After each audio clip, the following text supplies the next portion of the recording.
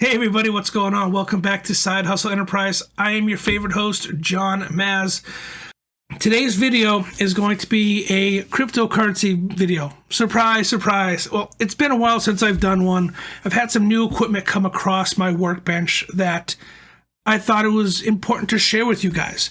Now, this is one piece out of many that I've received and I've had time to tinker with, but this one being kind of the unicorn in the script mining world, I thought it was important to bring up and talk about because I have gained access to a number of these, and if you're interested in what I have to say and what I have to show you, and you feel that it's worth your time and your money really at the end of the day, I want to make sure that you guys have the best information going forward.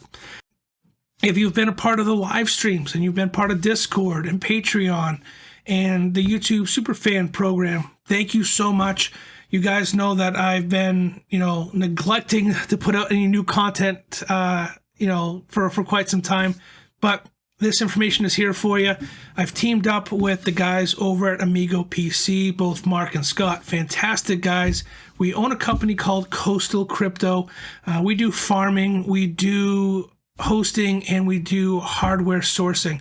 So if you are looking to take advantage of this cryptocurrency dip, now's a good time to get your hands on some cheap equipment. All right, there's a price list floating around over on my Discord. Make sure you hit the link in the description down below to check that price list out for Coastal Crypto LLC. You can also check out the website at coastalcryptomining.com. Again, I'll put all the links in the description down below. So let's go ahead and dive into this unicorn of a machine that it's blown my mind, okay? You guys know that I love the L3. You know that the L3 and the L3++ have kind of been my bread and butter on this channel for a little while. I love tuning them. I love overclocking them. I love just beating the crap out of it and seeing how much it'll give me. But at the end of the day, these machines are old. A lot of them are refurbished, a lot of them are used, and a lot of them are worn out because a lot of guys are doing what you're trying to do, overclock them. A lot of guys are trying to do what we're doing right now with these machines. Now, this machine, same shoe print, same overall dimensions and size, a little bit longer, but it's the general same shape, same fans. A lot of it looks very similar to the L3s. And again, this machine is kind of the unicorn of the script mining space. This is, of course, the Goldshell X5. They're tough to come by, and when you do come by them, they're beat up, they're trashed, they've been used and abused. Luckily, Mark has been on the phone, emails back and forth, and got his hands on a supplier that has a large number of these X5s that are just in fantastic shape. And I've had the pleasure of playing with about 5 of them that have come in recently to the farm. So I'm going to share with you guys today what I've learned, what I've picked up, and overall how to overclock these and make these last a little bit longer in your mining farm setup. So let's take a look at that fantastic intro that I have, and then we'll dive right into what we got going on.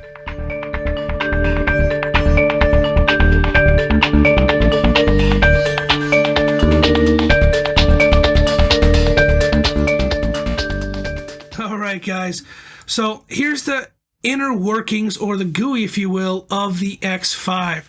Now, before we go into depth of overclocking these machines, I do just want to give you guys a quick disclaimer.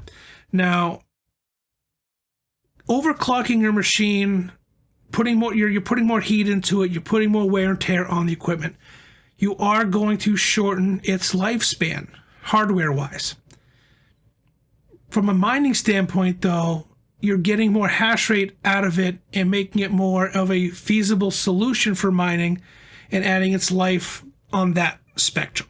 So we look at overclocking in two interesting ways, because there are other pieces of equipment out there that we can overclock and still be profitable mining with them. The S17 Plus and the F17 Pro are a good example. These are Bitcoin miners, not script, of course, but these are machines using third-party firmware that can be overclocked and still be viable to your mining farms and your mining setup. So there are other solutions out there if you guys don't want to spend, crazy amounts of money on brand new equipment like, what's the KD5's going for $56,000, whatever it is.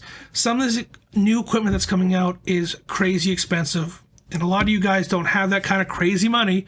I know I don't. So we look at the used and the refurbished equipment, and it's still viable. These third-party softwares and a lot of these suppliers have implemented new firmware, making it, easier for you guys to overclock some of this equipment. We know that we can overclock the L3 Plus and the L3 Plus Plus to around 720, 730 I've even seen. 735 is the highest I've really seen on an L3 Plus Plus using third-party firmware like ASIC FW, like HiveOS firmware. The Goldshell X5. This is from the Goldshell site. I'll put the link in the description down below because it is a little bit difficult to find sometimes. It has 3 base settings. We have our hash rate, which is, their version of overclocking. We have a balanced mode and a low power mode. At their balanced mode, 720 mega hash at under 1,000 watts. An L3 Plus at 720 is consuming 1,350 watts. So right there alone, this is blowing the L3 out of the water. It's putting it in its grave. Rest in peace, L3. Let's have a little silent moment of silence here. Okay, well, good. So the L3 is dead and gone. Not dead and gone. They're still great machines. I shouldn't say that. I'm sorry, Mark. I'm sorry, Scott. They're still fantastic machines. I still love L3s, but being able to play with the Goldshell and play with this particular miner has really opened my eyes to other avenues of manufacturers that are out there. I've also had a chance to play with the A6. Not super impressed, but that's a video for another time. Let's focus on the X5. I'm sorry. So interesting setup, interesting new firmware. There is no third-party firmware that I have been able to find. If you guys know of any third-party firmware like Hive, like ASIC FW, that may have firmware for the X5, please let me know. Comment in the description down below. I want to check it out. As of right now, I'm using a developer backdoor to overclock the X5s, and I'm going to show you guys how I do that. Before I do that, before we dive into that, I want to focus on some stock temperatures that I'm going to be keeping a close eye on. So stock temperature running, I'm going to say in the balanced mode or the hash rate mode, is going to be 40 degrees Celsius. That's my goal range. That's what I'm overclocking these machines, trying to keep them within 5 to 10% of that 40 degrees Celsius mark. All right, just so you guys understand that, that's where I'm at. I don't want to kill these machines. I want them to be in my farm for a while. They're great little money makers, little ATMs, if you will. So let's take a look at their GUI. Let's get back to this one. So this is one that I have had a chance to play with, and we've dove into it. We've messed around with some of the settings. The graph is a little all over the place. Not super impressed with the graph. It could be a little bit smoother, but it is taken minute by minute, and it's based on an average of the 4 hash boards that you have. Now, anytime you get these machines, these Goldshell machines typically seem to be set, for Mandarin, so you will have to change them over to English. You might have to reset them a couple times to get back to the original default login, which I think is like admin 1 2 3 4 5 6 7 8 9. Once you do that, make sure you change your logins and your passwords. Make this equipment yours. Lock it up. Keep it safe. So looking at some of these hash rates, looking at some of these averages, hardware error is under 1%. Fan speeds are 4,800, 4,900. Not bad. And, we're touching a gigahash. We're touching 1,000 megahash, 1 gigahash. Quite often, we're within that range. I'd say between 820 to 1 gigahash with this current setting. Now, we do have other machines set up here. 871 we're getting on this one, 861 average, 858, 751 might look like I have to do a little bit of tuning on this one, and so on. They don't give you a whole lot of options. That's the only bad thing I'm having issues with this GUI, are the fact that there are no third parties that I have been able to find. But there is a back door. I mentioned this to you already. I'm going to show you guys how to get into it. Now, underneath the miner tab, you're going to get your where you set up your pool, and how you set what they call your power plan. Now, your power plan comes in 3 levels: low, medium, high, low power mode, balance mode, and hash rate.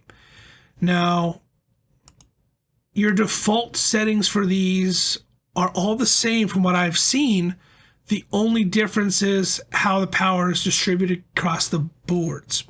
Now, to gain access to additional settings, there's a little trick that the Goldshell team has built into these miners. Now, right here where it says miner, okay, this word, that's not a button. My cursor pops up above it.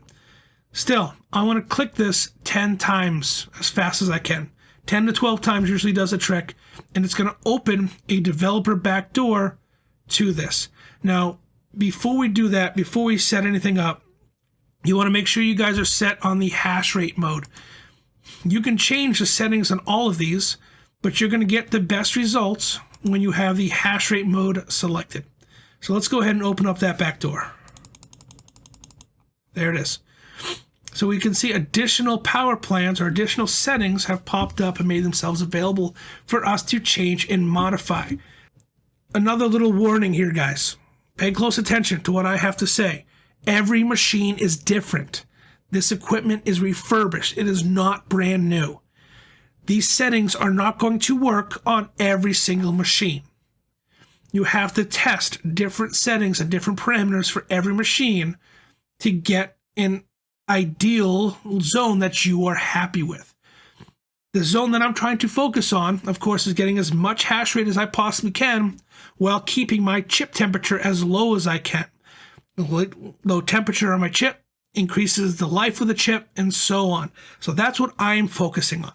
Now, I've gone through a number of different settings. You can see this one is set probably the highest out of all of my machines right now, in comparison to what the stock setting is. I do have a little spreadsheet here I'm going to share with you guys. I'm going to post this over on Discord as well, so you guys can check that out if you want to, screenshot it over on Discord.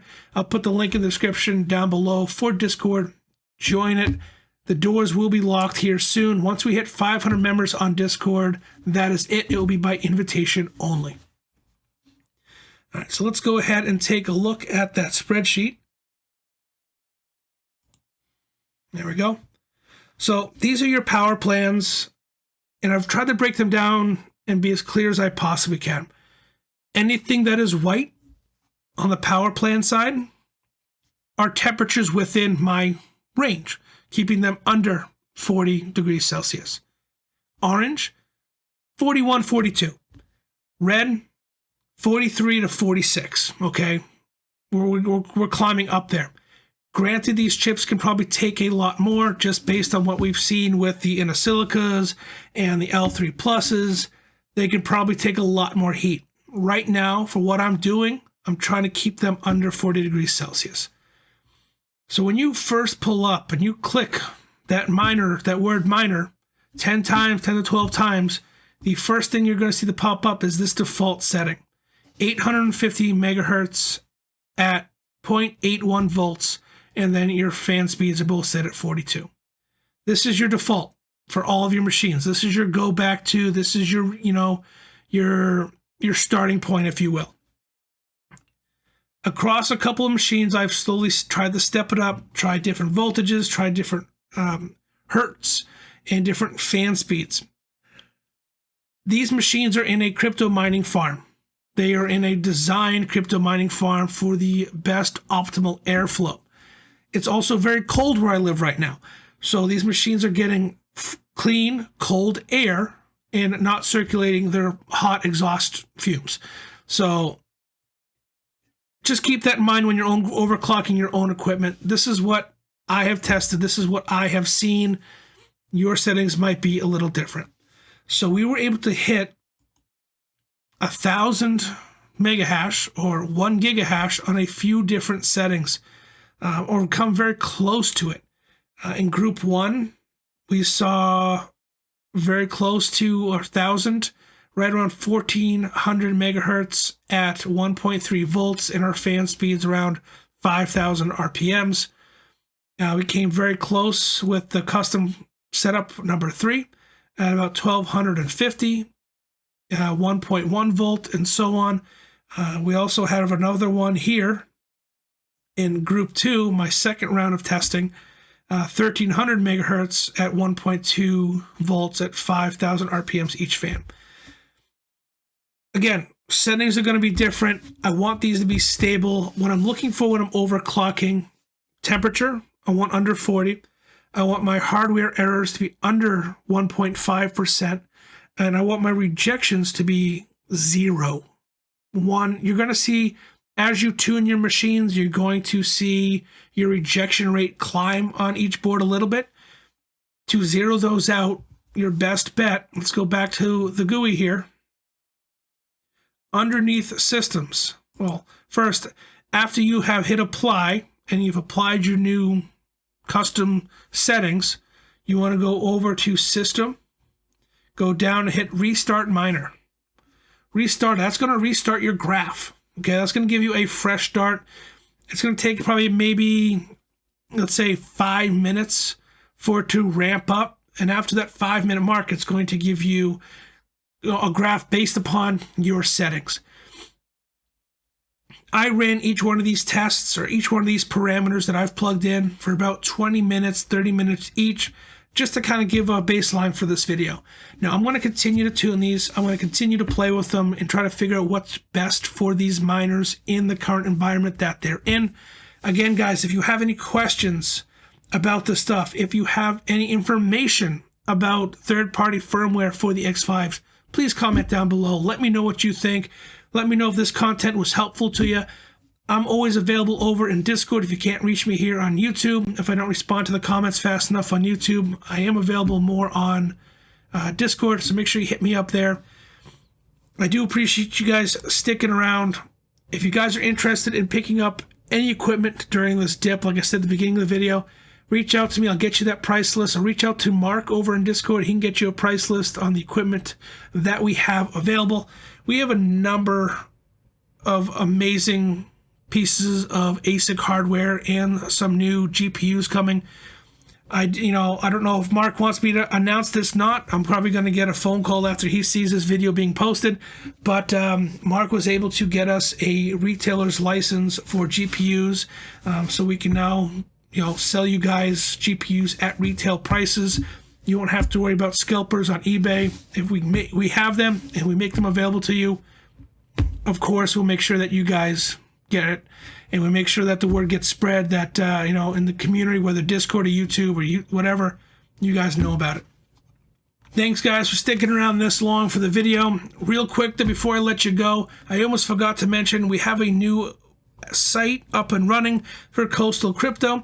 It's still working the bugs out, but you can get a good glimpse of what we're doing, what we got going on. There's a way to get or request a price list from us. Of course, we have access to the LT6 and the X5s, but if you scroll down, we have a little bit of a larger list here of equipment that is available. We do our best to keep the prices as low as possible for you guys. Reach out to us. Let us know what you're looking for. We'll help you trying to line up, best equipment, bang for your buck type of scenario. I'm available on Discord. Mark's available. Let us know what you got going on. Again, guys, I appreciate you. Thanks for all the love and support. Make sure you hit that like button, hit that subscribe button, hit that notification bell for the next time we go live. Take it easy, guys.